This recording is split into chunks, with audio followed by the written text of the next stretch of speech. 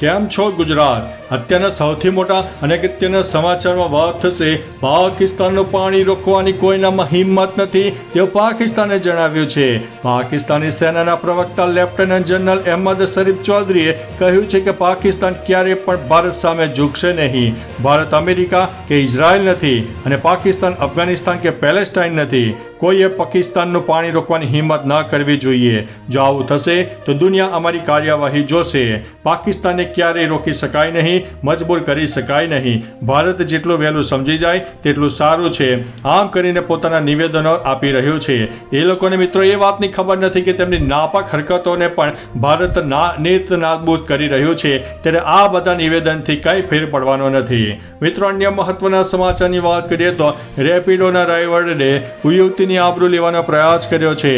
રેપિડો એપ્લિકેશનના વડોદરાના રાઇડરે યુવતીને તેના ઘરે જવાની જગ્યાએ શોર્ટકટના બહાને હવાવાળું જગ્યા લઈ ગયો હતો.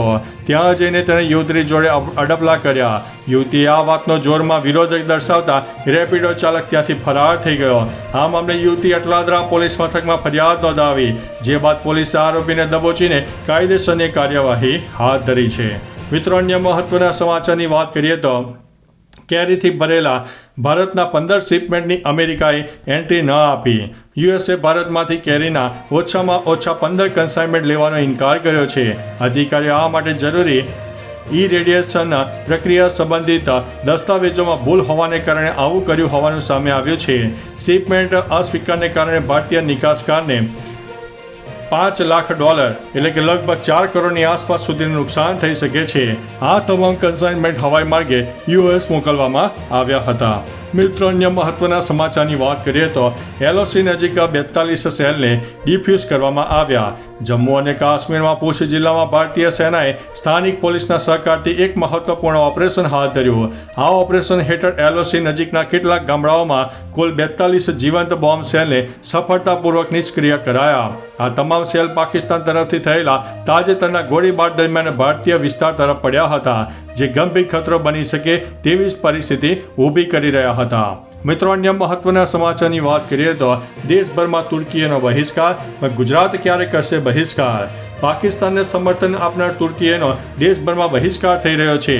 અનેક ટ્રાવેલ એજન્ટ, વેપારી સંગઠનો અને યુનિવર્સિટીઓએ તુર્કી સાથેના સંબંધો તોડી નાખ્યા છે. જોકે ગુજરાત સરકારે તુર્કી સાથેના વ્યાપારિક સંબંધ યથાવત રાખ્યા છે.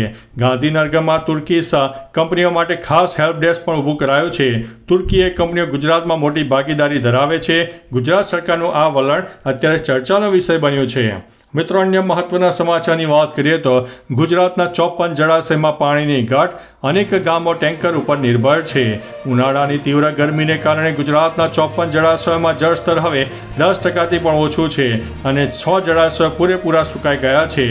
કચ્છ અને સૌરાષ્ટ્રમાં સ્થિતિ ગંભીર છે, જ્યાં અનેક ગામડાઓ હવે ટેન્કર દ્વારા પાણી મેળવે છે. મોટા જળાશયો જેવા કે ઉકાઈ, ધરોઈ અને મચ્છુ 2 ડેમમાં પણ જળસ્તર 50%થી ઓછું છે. તંત્ર પાણીની અસરકારક વ્યવસ્થા કરવાના દાવા કરે છે, પણ જમીન પરની સ્થિતિ કંઈ અલગ છે. મિત્રો અન્ય મહત્વના સમાચારની વાત કરીએ તો બાંગ્લાદેશોને સંબંધિત ભારત સરકારનો 30 રાજ્યોનો આદેશ. ગૃહ મંત્રાલયે બાંગ્લાદેશ અને મ્યાનમારથી આવેલા સંદિગ્ધ ગેરકાયદેસર પ્રવાસીઓની ઓળખ અને તેમના દસ્તાવેજોની તપાસ માટે રાજ્યો અને કેન્દ્ર શાસિત પ્રદેશોને 30 દિવસની સમય મર્યાદા આપી છે, જે ખુદની ભારતીય નાગરિકતા સાબિત કરે. મંત્રાલયના નિર્દેશ અનુસાર જો 30 દિવસની અંદર દસ્તાવેજોની પુષ્ટિ નહીં થાય તો તેમને દેશમાંથી હાંકી કાઢવામાં આવશે. મિત્રો અન્ય મહત્વના સમાચારની વાત કરીએ તો મુંબઈની કેમ હોસ્પિટલમાં 2 દર્દીઓના મોત. મુંબઈની કેમ હોસ્પિટલમાં 2 કોરોના પોઝિટિવ દર્દીઓના મોત થયા છે. એવું કહેવાય છે કે અન્ય રોગોની સાથે મૃતકોમાં કોરોનાની પણ પુષ્ટિ થઈ છે. નોંધનીય છે કે હોંગકોંગ અને સિંગાપુરમાં કોરોના ઝડપથી ફેલાઈ રહ્યો છે. મુંબઈમાં છેલ્લા કેટલાક સમયથી કોરોના પોઝિટિવ કેસ સામે આવી રહ્યા છે. માહિતી મુજબ 58 વર્ષીય મહિલા મૃત્યુ કેન્સરથી અને 13 વર્ષની છોકરીનું મૃત્યુ કિડનીની બીમારીથી થયું છે. મિત્રો અન્ય મહત્વના સમાચારની વાત કરીએ તો આમાં કેવી રીતે ભણશે ગુજરાત? 525 શાળા બંધ છે. છેલ્લા 8 વર્ષમાં ગુજરાતમાં 525 શાળાઓ બંધ થઈ ગઈ છે, તો 5912 શાળાઓ પણ બંધ કરવાની તજવીજ છે. વિદ્યાર્થીઓની સંખ્યા ઓછી હોવા અને શિક્ષકોની અછતને કારણે સરકાર શિક્ષણ વિભાગ દ્વારા સરકારી શાળાઓ બદલે ખાનગી શાળાઓને પ્રોત્સાહન આપી રહી છે. રાજ્યની 1600 શાળાઓમાં એક જ શિક્ષક તમામ વર્ગના વિદ્યાર્થીઓને ભણાવે છે, જે શિક્ષણ વ્યવસ્થાની ગંભીર સ્થિતિ દર્શાવે છે. મિત્રો, અન્ય મહત્વના સમાચારની વાત કરીએ તો 19 થી 24 મે સુધી આ જિલ્લામાં થશે વરસાદ. હવામાન વિભાગની માહિતી અનુસાર 19 મેથી હળવા મધ્યમ વરસાદ શરૂ થઈ જશે, જેમાં રાજકોટ, અમરેલી, ગીર સોમનાથ, ભાવનગર, સાબરકાંઠા, અરવલ્લી, ખેડા, મહીસાગર, પંચમહાલ, દાહોદ, આણંદ, વડોદરા, ભરૂચ, છોટાઉદેપુર, નર્મદા, સુરત, તાપી, નવસારી, ડાંગ, વલસાડ, દમણ, દાદરાનગર હવેલીના કોઈ વિસ્તારમાં છૂટોછવાયો વરસાદ થઈ શકે છે. મિત્રો, અન્ય મહત્વના સમાચારની વાત કરીએ તો બેંગ્લોરમાં ભારે વરસાદ, ઠેર ઠેર ભરાયા છે પાણી. કર્ણાટકમાં મોડી રાત્રે પડેલા ભારે વરસાદથી બેંગ્લોર શહેરમાં ઠેર ઠેર પાણી ભરાઈ ગયા. ઘણા નીચાણવાળા વિસ્તારોમાં ઘરોમાં પાણી ઘૂસતા નુકસાન થયું અને લોકોની સુરક્ષા માટે તેમને ખસેડવાની ફરજ પડી. વાવાઝોડા સાથે પહેલા વરસાદે દૈનિક જીવન ખોરવી નાખ્યું. હવામાન વિભાગે પણ કર્ણાટકના અનેક જિલ્લામાં વરસાદની આગાહી આપી છે. કેટલાક વિસ્તારો માટે ચેતવણી પણ જારી કરાઈ છે. મિત્રો, અન્ય મહત્વના સમાચારની વાત કરીએ તો LCBએ 57 લાખનો વિદેશી દારૂ ભરેલો ટેમ્પો ઝડપી પાડ્યો છે. વડોદરા ગ્રામ્ય LCBની ટીમે પ્રોહિબિશનની અમલવારી અસરકારક રીતે કરી રહ્યા છે. તાજેતરમાં પેટ્રોલિંગ કરતી ગ્રામ્ય LCBની ટીમને ચોક્કસ બાતમી મળ્યાના આધારે વોચ ગોઠવવામાં આવી હતી, જેમાં ટીમને સફળતા મળી છે. ટીમે 57 લાખથી વધુની કિંમતનો વિદેશી દારૂ જોડે એક વ્યક્તિની અટકાયત કરી છે. આ મામલે કરજણ પોલીસ મથકમાં ફરિયાદ પણ નોંધવામાં આવી છે. મિત્રો, અન્ય મહત્વના સમાચારની વાત કરીએ તો વડોદરા કોર્ટમાં ગરમી બની છે જીવલેણ. સમગ્ર રાજ્ય સહિત વડોદરામાં લોકો ભારે ગરમી અને બફારાથી ત્રસ્ત છે, પરંતુ વડોદરાની કોર્ટમાં ગરમી જીવલેણ બની છે. મધ્ય ગુજરાતની સૌથી મોટી એવી દિવાળીપુરા સ્થિત મુખ્ય કોર્ટમાં દૈનિક 5000થી વધુ પક્ષકારો અને 2000 જેટલા વકીલો, સ્ટાફ અને જજ મળીને 7000થી વધુ લોકો કોર્ટમાં આવે છે.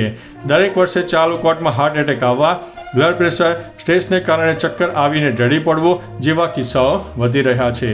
મિત્રો, અન્ય મહત્વના સમાચારની વાત કરીએ તો 60 વર્ષના વકીલ 50 વર્ષની ડૉક્ટર લઈને ભાગી ગયા છે. બિહારના પૂર્ણિયામાંથી એક ચોંકાવનારો કિસ્સો સામે આવ્યો છે. અહીં એક 60 વર્ષીય વકીલ 50 વર્ષીય પરિણીત મહિલા ડૉક્ટર સાથે ભાગી ગયા છે. જ્યારે બંને સહરસામાંથી મળી આવ્યા ત્યારે વકીલે કહ્યું કે મહિલા ડૉક્ટર તેનો બાળપણનો પ્રેમ છે. બંને શાળામાં સાથે ભણતા હતા. ત્યારથી બંને એકબીજાને પસંદ કરે છે. ડૉક્ટરની રાહમાં તેમણે આજ સુધી લગ્ન કર્યા નહોતા. મિત્રો, અન્ય મહત્વના સમાચારની વાત કરીએ તો એશિયા કપમાંથી બહાર થઈ શકે છે ટીમ ઇન્ડિયા. ભારત અને પાકિસ્તાન વચ્ચે સરહદ પર વધતા તણાવની અસર હવે ક્રિકેટ મેદાન ઉપર પણ જોવા મળી રહી છે. BCCI એશિયા કપ 2025માંથી ખસી જવાનો નિર્ણય લીધો છે. હાલમાં પાકિસ્તાનના ગૃહમંત્રી મોહસિન નકવી ACCના પ્રમુખ છે. તે PCBના અધ્યક્ષ પણ છે. ઇન્ડિયન એક્સપ્રેસના એક અહેવાલ મુજબ સૂત્રોએ જણાવ્યું છે કે ભારતીય ટીમ પાકિસ્તાની મંત્રીના નેતૃત્વ હેઠળના સંગઠન દ્વારા આયોજિત ટુર્નામેન્ટમાં રમી શકશે નહીં. તો ચાલો મિત્રો, ફરીથી દેશ અને દુનિયાના સુપરફાસ્ટ સમાચાર લઈને મળતા રહીશું. ત્યાં સુધી અમને રજા આપશો. નમસ્તે.